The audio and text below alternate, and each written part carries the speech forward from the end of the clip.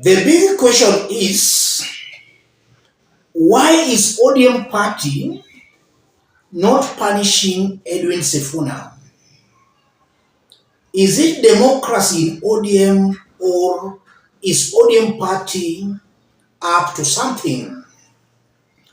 I'm asking that question because a few days ago, Edwin Sifuna badly attacked William Ruto to a point of even insinuating that William Ruto will not win the next election. That was a few days ago. And today, the same Edwin Sifuna who badly attacked Ruto was the person who read the resolutions of ODM's Central Committee. There was a meeting today of ODM, and Edwin Sifuna is the person who read the resolutions. What could be happening behind the scenes? Let's listen to Edwin Sifuna speaking a few days ago on how he badly attacked Ruto's government. Listen to this. Some of the leaders that you've mentioned, and of course I saw what the Honorable Kamket said, and also the Honorable Oscar Sudi. The truth is that we know now that they understand that this thing, it is irreversible now. The damage that this government has done to its own reputation is irreversible. They know that there is very little that can be done between now and 2027 to reverse the fortunes of this regime. So you can see that they have become irritated, agitated. The young Kenyans on social media have succeeded in getting under their skin. If you go to a function and speaker after speaker is only talking about social media and curtailing the freedoms of the young people, lecturing us about respecting other people, and yet these are some of the vilest politicians on the mic. They themselves cannot show you the respect that they want other people to show them. That was a few days ago. Today, ODM held a meeting, and the same Edwin Sifuna was the person who read the resolutions. Listen to this again. We call on all our members to remember that ODM remains a distinct political party in competition with all others to win power by democratic means. To this end, we must all be guarded in pronouncements on the future of the party, and particularly refrain from beating the drums of our competitors.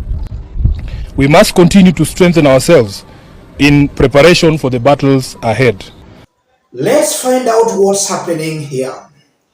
If you are watching us but you have not yet subscribed, subscribe, give the video a like. Let's proceed.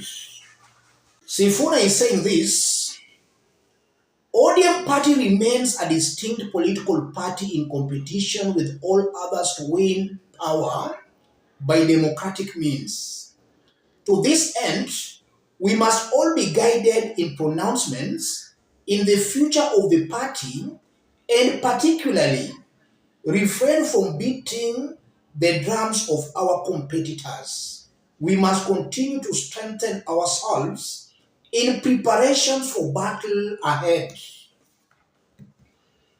That's what Edwin Sifuna is saying, and he's just trying to read out the resolutions of the party.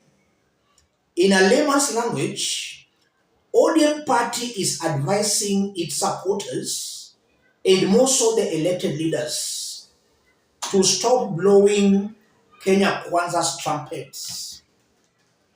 That they should be blowing ODM's trumpet and not Kenya Kwanza's trumpet. That's what I can make of that resolution as read by Edwin Sifuna. What's happening here, ladies and gentlemen? If you look at ODM leaders, there are those supporting William Ruto fully, and there are those who are still very skeptical of William Ruto's government. And one such leader has been Edwin Sifuna. Sifuna has not been having very good words for William Ruto and his government. And even during the impeachment of Rigathi Gachagua, we thought and felt Edwin Sifuna was going to vote to send Rigathi Gachagua, but eventually voted to send Rigathi Gachagua home. What could be happening here, ladies and gentlemen? ODM as a party has not taken a position on how to engage with the William Ruto's government. There is no official position on how ODM party or its leaders should engage with Ruto and his government. So Raila Odinga is allowing the leaders to speak out their minds. That's why Edwin Sifuna is critical, while some leaders are supportive of William Ruto's government. And that can explain why William Ruto is still a man under siege. The reason being, ODM strongholds, they have not been fully convinced that ODM supports Ruto.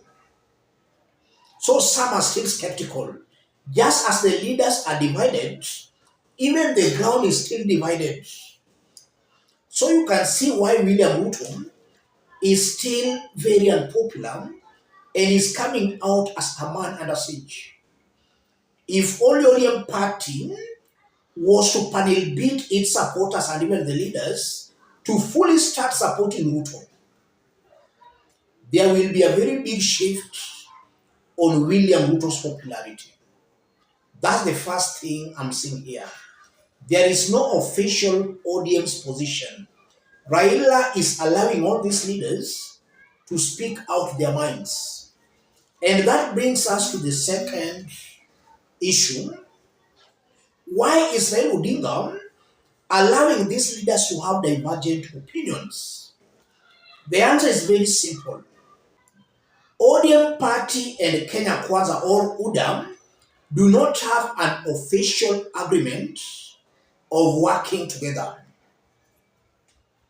Yes, there is still no official agreement that ODM and UDA are working together. I think it's just a ceasefire between Raila and Ruto. So William Ruto might be enjoying the benefits of ODM party courtesy to his ceasefire with Raila Odinga. But there is no official agreement that ODM and UDA are in a working agreement. Something also coming out very clearly. Raila understands Kenya's politics very well. Raila knows that there are no permanent friends or enemies in Kenyan politics. So he's still leaving his options open. Raila does not want to start supporting William Ruto fully. He's still leaving some escape route. Should things backfire, then he might have a fallback plan. I think that's also why Raila Odinga is allowing all this. Because if Raila Odinga was against what Edwin Sifuna has been saying, then Sifuna could not even be stepping at Orange House. The man in black could not be allowing Edwin Sifuna to step at Orange House. So Raila Odinga is sanctioning all this. Something also coming out very clearly, it might also be a strategy by William Ruto and Raila Odinga for ODM party to strengthen itself, after which it will just eventually support William Samoei Ruto. One way ODM party can strengthen itself is by being seen to be critical of William Samoei Ruto. If ODM speaks against Ruto's government, it will get some sympathy on the ground. And that will help ODM party in becoming strong and stronger. Eventually, ODM party will just throw its weight behind William Samoei Ruto. Finally, as I conclude, this might be a strategy by ODM party and Raila Odinga to up their bargaining powers on the negotiating table. Raila wants ODM party to have some serious stakes in the government now and even come 2027. And the chances are very high ODM party might demand for the position of William Ruto's running mate in 2027. So ODM party is just trying to up its bargaining powers on the negotiating table. That's exactly what I'm seeing here, ladies and gentlemen. Let me stop it there. In case you are watching us outside Kenya, drop a comment, let us know from which part of the globe you are watching us from. If possible, subscribe, give the video a like. Thank you. God bless you. God bless Kenya.